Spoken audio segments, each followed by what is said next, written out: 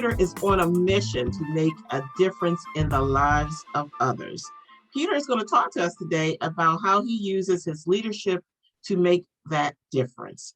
Welcome, Peter. We are so glad that you're here. Thank you. I'm glad to be here. So I gave a lot of your background, but can you tell us about a little bit about what led you to do the work that you're doing today? So I've always, again, you have a fascinating topic for this podcast, using your powers for good. I've always been a numbers guy all throughout my professional career, and I've always been looking for that avenue to see it's not just about a spreadsheet, it's not just about building models, it's not just about balance sheet and income statement. How does that affect the world? In fact, after my undergrad was in international banking and finance. So I consulted with a think tank in the UK, and we did a lot of United Nations projects, like International Year of Shelter for the Homeless.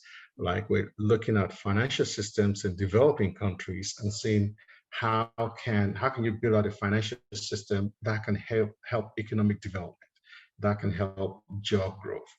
Because you can have the engineers and all the other technology in the world, but if you don't have the financial resources collectively harnessed, it's tough to fund projects. So that can lead to a multiplier effect that will lead to economic growth. And then people are better off in developing countries. So that has been the basis of what's been driving me since then. And in financial services here in the US, having done all the gambits of going through corporate banking, investment banking, financial advisory, and investment management, I could always point to say, I helped this company either raise the first funding for them to build their first restaurant, or to build their first chemical factory, or to build their first warehouse. And then I went from hiring 2 people to hiring 200 people, right? Wow. That to me, that's an intangible piece.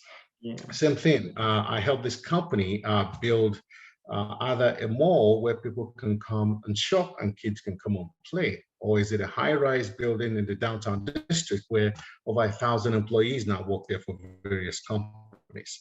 I can relate that to people.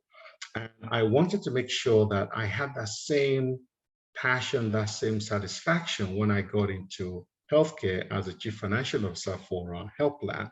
Now I can point to say, I helped this couple or this family receive and qualify for Medicaid, right? So now they can have coverage for the children and the family and the kids. And they can get preventative care, which prevents chronic care down the road.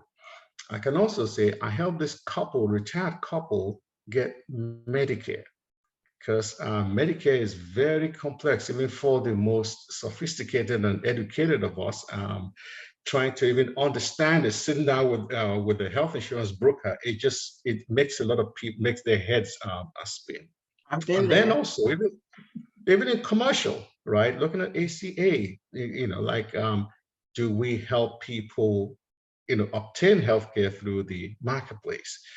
Do we help companies like get healthcare coverage for their small band of employees, because they're not the huge multinational companies that can get good rates. So when you look at that, as you know, in the US, for my opinion, has the best health system in the world, but only if you can afford it. If you can't afford it, or you don't have coverage, it's not good. Other countries' healthcare systems are better for you in that regard.